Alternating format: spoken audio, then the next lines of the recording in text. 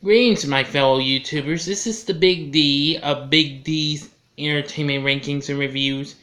Today I'm going to review Death Wish from 1974, starring Charles Bronson, Vincent Gardenia, Stuart Margolin, and Hope Lange.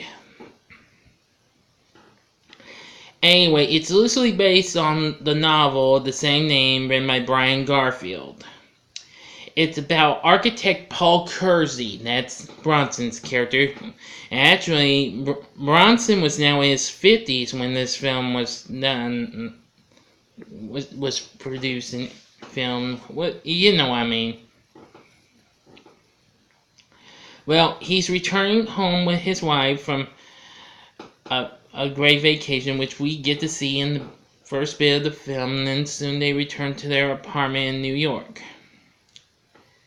Well, things are going just well for Paul and his wife, but unfortunately one day that would become a tragedy.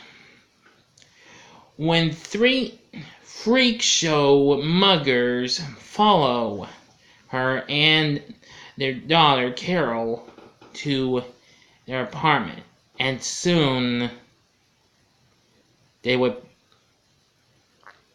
tell them that they're the grocery man. Actually, one of the freaks was actually Jeff Goldblum in one of his first film roles, as a matter of fact. And, well, actually I found there's lots of other actors in there. Olympia Dukakis is in this, as a matter of fact. I didn't think about that, but there's lots of others. But anyway, back to this. When Paul gets a call from Carol's husband, his son-in-law Jack, he soon tells him that Carol and her mother are now in the hospital because these freak shows beat up on those two, and eventually they raped Carol, but gave Paul's wife a very savage beating and injured her seriously. When they get to the hospital, they're unsuccessful in getting any word, but Jack manages to get word that his wife's okay, but she's in a major state of shock. But Paul, on the other hand, he finally gets someone to tell him, but his wife is dead now, and man, the look on his face is a complete shock. From my point of view, anyway. Soon after he goes to Arizona to visit one of his clients, he's eventually impressed with his gun showing at his gun club's target range. Well, soon after that, he manages to give Paul an old gun after, well, that Paul had told him he was, well, kind of a bit of a hero or something in the Korean War. But he had promised his mother he would never use another gun again after the death of his dad in a hunting accident. Well, that Paul's luck gets changed when he returned home. But to make matters worse, Jack has revealed to him that Carol has to be put in a mental institution. She's been got catatonic.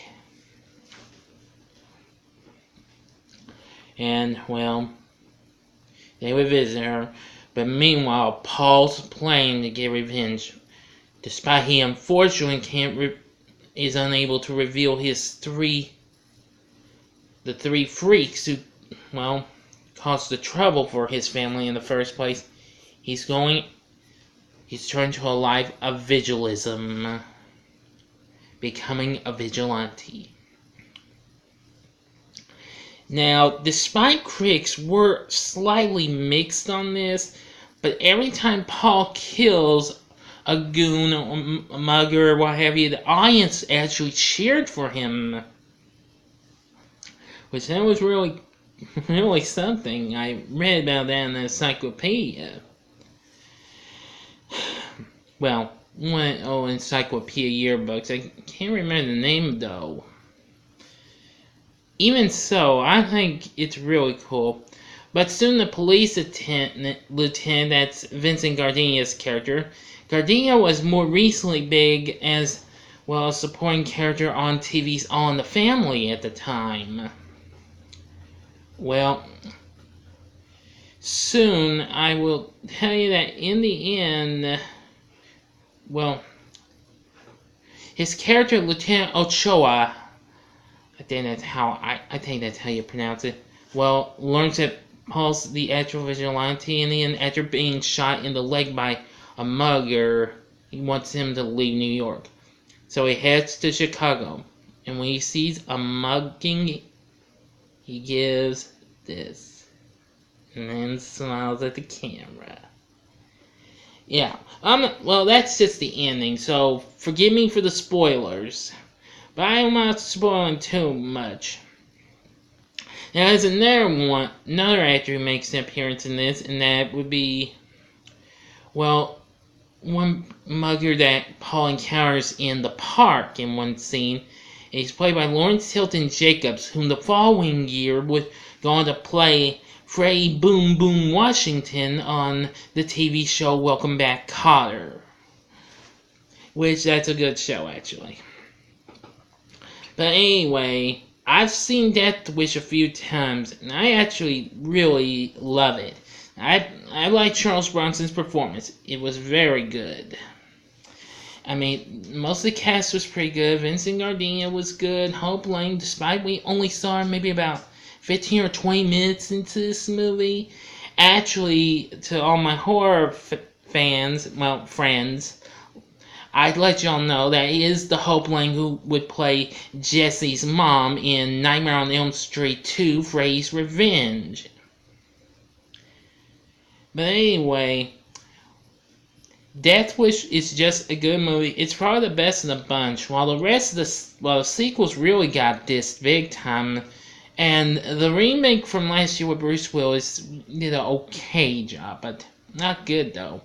But I still kind of enjoyed the kills though, which I'll explain when I review those. Now, would I recommend Death Wish? You bet, because this is one movie you definitely gotta see.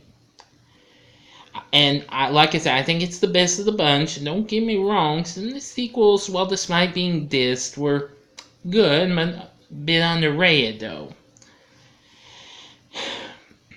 So anyway, ever seen Death Wish before? If you haven't, you should. I know it's on Prime, and you can find it on DVD and what have you. So check out the original Death Wish, okay? Oh yeah, and there was one more thing I forgot to mention. I liked the score for the movie as it was done by world-famous jazz musician Herbie Hancock. Now, I like the music for this. Well, I haven't been familiar with much of his music, but, well, I've heard his name before. By the way, Hancock does a good job with the music. The Death Wish theme song at the beginning is very good. It's a great song. So like I said, see the original Death Wish. If you've seen it, please feel free to let me know what you thought about this in the comments section. Also, feel free to like, and please subscribe, or else I'm still not going to be doing a Q&A. Because even though I extended the deadline to the end of the month, well, who knows? It just depends if y'all can, well, have the time. But anyway, this is the end of my review of Death Wish. Tune in tomorrow when I review Death Wish 2 from 1982. And also, I will be doing another twofer review. I won't tell you what it is, but you'll be in for a big surprise, though. Until next time, I'm the Big D saying, see ya!